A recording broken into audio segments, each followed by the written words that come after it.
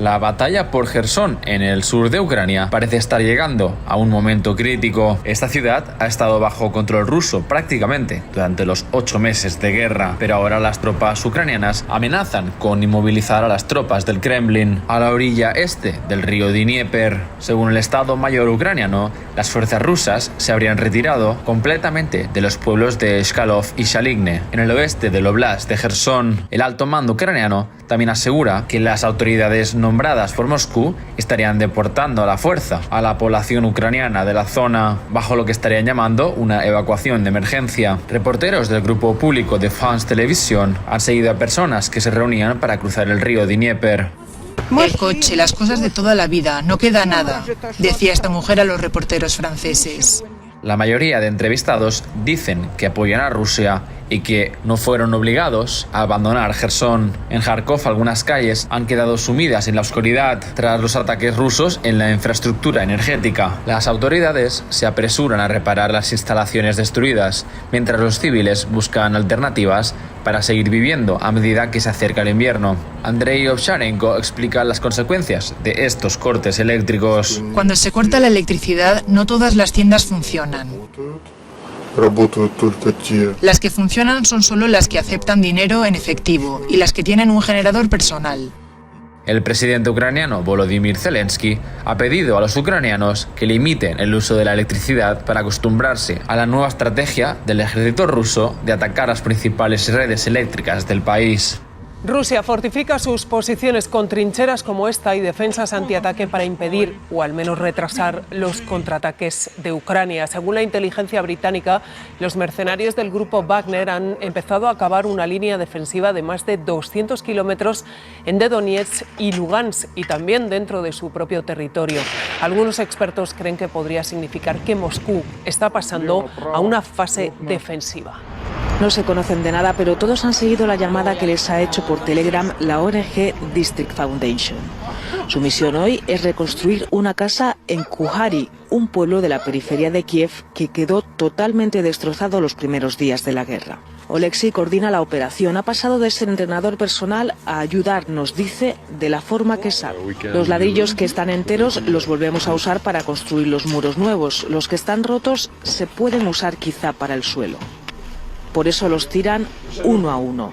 Nada se puede desaprovechar en estos tiempos.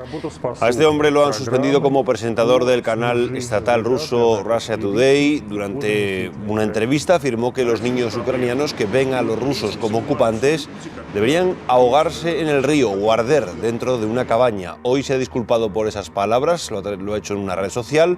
El ministro ucraniano de Exteriores ha pedido que se prohíban en todo el mundo las emisiones de Russia Today por incitación al genocidio. Y una consecuencia más de la guerra de Ucrania, Inditex alcanza un acuerdo inicial para vender su negocio con Rusia. En Rusia, la compañía renuncia a su segundo mercado más importante. Estamos hablando de 502 tiendas y cerca de 9.000 empleos. Inditex ya había suspendido su actividad comercial en el país en el mes de marzo y estaba a la espera de cómo se desarrollaba el conflicto. Ahora ha optado directamente por salir de Rusia, por cesar su actividad en el país. Lo que ha anunciado es un principio de acuerdo con el grupo inmobiliario Dyer. En principio, según explica en un comunicado, la intención es preservar la mayor parte de los empleos porque se van a traspasar los locales. Ahí el objetivo es vender los productos del grupo comprador previo a acuerdo con los dueños de esos locales. También hay que especificar que se dice en ese comunicado que hay una cláusula en el principio de acuerdo por el que si cambia la situación, si cambian las circunstancias, podría volver la actividad, esto con un acuerdo de las dos partes y en modo franquicia. Es una visita difícil. El presidente de Alemania, Frank-Walter Steinmeier, llegaba a Kiev 8 meses después del inicio de la invasión rusa de Ucrania, un país donde ha sido muy criticado por su pasado prorruso. Steinmeier espera dejar atrás la controversia con este mensaje. Mi mensaje a los ucranianos es que no solo estamos a su lado, sino que continuaremos apoyando a Ucrania económica, política y militarmente. La ley marcial impuesta por Rusia en las regiones ucranianas anexionadas no ha traído la paz a estos territorios. La explosión de un coche bomba destruyó un edificio que albergaba las oficinas del Servicio Federal de Seguridad y una televisión local en Melitopol, en Zaporilla. 5 personas resultaron heridas. Según el líder impuesto por Moscú, quien anunció la apertura de una investigación, la cadena de televisión sigue funcionando. Moscú afirma haber rechazado un gran ataque de las fuerzas ucranianas en el frente sur, cerca de Kuzemivka. Kiev afirma que al menos 7 civiles murieron en el bombardeo ruso que destruyó 19 bloques de viviendas y una línea eléctrica en la vecina región de Donetsk.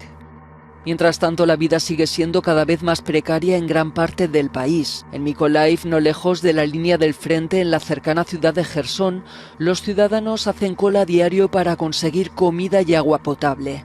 Muchas de sus casas no tienen electricidad, agua ni calefacción. Este hospital fue el único centro médico que quedó abierto cuando las tropas rusas invadieron la ciudad de Izium a principios de marzo, poco después de la invasión de Ucrania. El personal médico aprovecha la experiencia acumulada en 6 tremendos meses bajo la ocupación rusa para prepararse para el invierno. El cirujano Yuri Kuznetsov recuerda lo vivido. Dormíamos en periodos de 2 horas. Hacía frío, la temperatura era de unos 3 o 4 grados Celsius. Tuvimos que calentar las soluciones con nuestro cuerpo para poder administrarlas. Las cirugías se trasladaron al sótano del hospital en los primeros días de la guerra para protegerse de los ataques aéreos y de los proyectiles de artillería. El grupo de médicos, enfermeras, auxiliares y patólogos que se quedaron durante la ocupación incluso encontraron la manera de acomodar a los rusos en su recinto. Teníamos 2 camillas portátiles con una camilla que hacía las veces de mesa de operaciones. Todo el mundo huyó. El hospital estaba vacío, pero este grupo de personas se quedó en el sótano y salvó vidas. Todo el mundo en Izium lo sabía y llamaban a la puerta estuviera o no cerrada. Esta gente tiene una vocación profunda. No todo el mundo es capaz de hacer esto. Los carteles que rodean todo el complejo hospitalario advierten de la presencia de minas y van desapareciendo uno a uno a medida que los zapadores ucranianos limpian cada centímetro de tierra. Pero las cicatrices de lo sucedido en los edificios y en la gente tardarán mucho más en curarse. La fuerza de la Unión Europea EUFOR Althea realiza en Bosnia-Herzegovina unas maniobras militares con un despliegue de más de 1000 soldados de 20 países. Todo esto con el objetivo de demostrar su capacidad y voluntad de contribuir a mantener la seguridad en el país balcánico.